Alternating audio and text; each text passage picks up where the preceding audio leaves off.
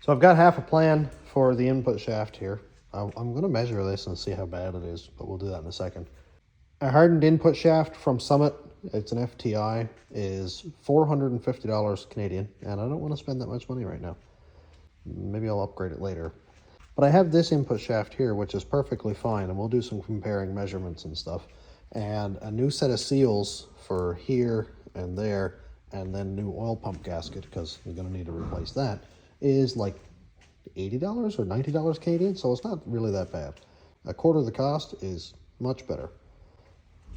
I know there is a risk of over time wearing out that input shaft and causing damage, but I guess what I'll do is the next time I blow up the engine, I'll pull the converter off, size up the input shaft, make sure it's good. You're probably not going to be able to see this any sense because an iPhone 14 Pro Max might as well be a friggin' LG chocolate.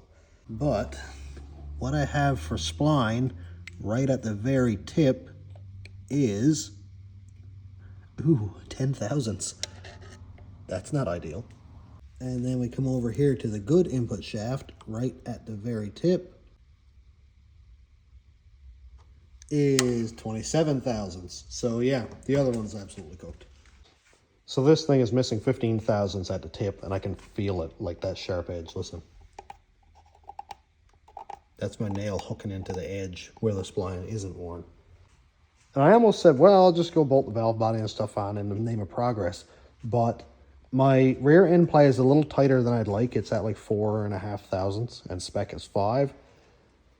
So I may end up pulling out this bolt, pulling out that bolt, haul the guts out, and take out one of my shims and readjust so that I can get up around 10 thousandths. That would make me happy.